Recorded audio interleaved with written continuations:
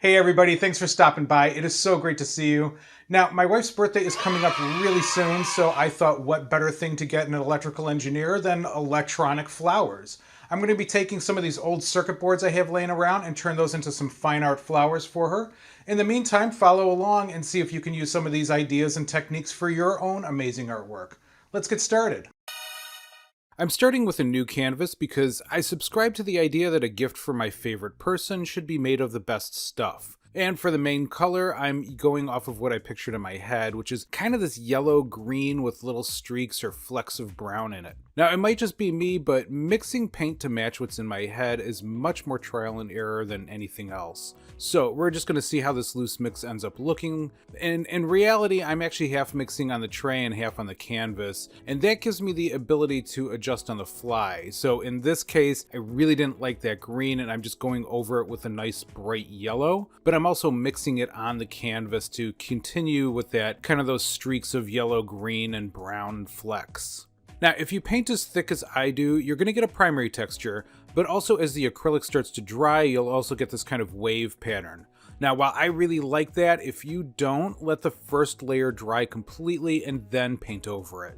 And while the canvas dries, it's time to make the paint stickers. These are just sheets of dried paint, and I'll use those to make patches of color on the canvas. Polypropylene and polyethylene takeout container lids work best for this. They're easier to peel the paint off. Just look for the PP or PE under the recycle symbol. And of course, feel free to insert your PP joke here. But otherwise, the idea is to paint a thick and mostly even layer and then let it dry overnight. Now, unfortunately, in this case, I painted mine a little thick and I was running out of time. I ended up just blowing some hot air on them for a few hours, but when they were finally dry, I cut them into squares and rectangles.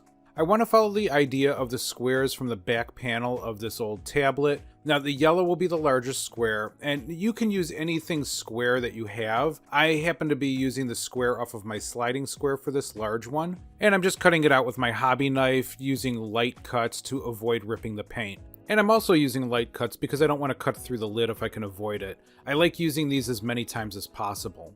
I also found this old solar panel in my pile of parts that was perfect for the smaller ones. Although now that I think about it, I could have just used a solar panel for all of them, but it worked out in the end. I'm also saving the offcuts on baking parchment for a later project. But by the way, you can use these scraps as a good way to let kids paint without the mess, and they can even cut the paint with regular scissors. Just give them some painted surface for them to stick these stickers to. To get your stickers on the canvas, place them where you want and then press them in place. Now, I had a little challenge with this, and I had to press them from the front while rubbing them from the back of the canvas, but the paint will stick eventually and it won't come off. And then for the rest of the squares, I placed them lightly to temporarily hold them while I decided where I wanted them. The nice thing about using these stickers is that I don't have to wait for the completed background to dry, and I can start placing elements right away. But before I place those flowers, let me show you how I made them. Now, I've collected these boards over the years from old tablets, power supplies, and other random computer bits I've taken apart.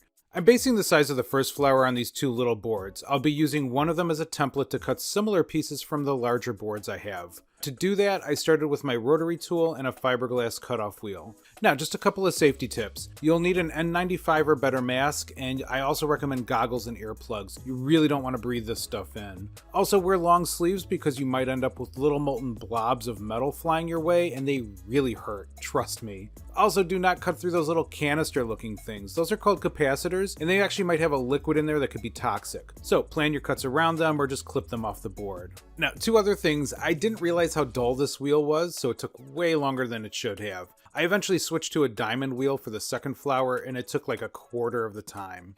The other thing is, you might have noticed I'm using a Ryobi instead of my Dremel, and that's just because Dremel's been kind of a disappointment to me the last few years. So far, this guy seems pretty tough and can handle my abuse. It's just a little bit heavy, but I'm leaving a review video in a few weeks and you can check that out. Alright, once I have all my pieces cut out, I'm connecting them together to make sure they end up looking the way I want when I add them to the canvas. Now, I have some old copper phone wire that I'll solder to the back of the boards. So I have my soldering iron and its damp sponge, my solder, and then I'll strip the insulation off of some of the wire. Now before I get to that, I'm taping the pieces together with enough painter's tape so that they don't move when I flip them over. Then I stripped some of the wire and started finding places on the board I can solder to. So those might be connectors, or the little components themselves, those are the little parts on the board, or the empty little pads of gold you find all around these boards. For the most part, soldering is a skill that anybody can pick up. I'd share my technique with you, but there are actually much better videos out there that can teach you. But with all the flower parts connected, I wanted to find something for the stems. Now, I really like the funky turn on this ribbon cable, and I can make it long enough by adding a second ribbon cable and this tiny little connector I found. I won't bore you by walking you through making the second flower. It was exactly the same as the first one, it just looks a little different. But I attached them both using all-weather caulk. Why, you ask? Great question. I'm out of construction adhesive, which was my first choice, but this stuff is clear, which actually works out better in case there's any peeking out somewhere, you just won't see it. But with both flowers attached, I'm ready to do the final painting. Now, I want the piece to stay true to its technical roots, but still add some color to brighten it up. For that, I'm using colors that are on the canvas to tie the piece together, but I'm also adding some brighter colors like blue and red. Now, a few people did ask me if I was going to add lights to this piece, and I had pictured it that way, but that's just not my style. I did consider adding something like bits of glass or something that would kind of glisten like lights, but my wife's birthday is tomorrow, so I'm out of time to do anything more on this. I might actually do something like that in a future piece. Anyway, I hope the next time you're tempted to recycle your old electronics, you'll see the art that they can become. And if you enjoyed this video, let me know by hitting the like button and subscribing. Not only does that mean a lot to me, but I'd love to have you as part of the on-hand art community. And if you did like this video, I'll leave a link to one that YouTube thinks you'll also like. But thanks for watching, and remember, you are creative.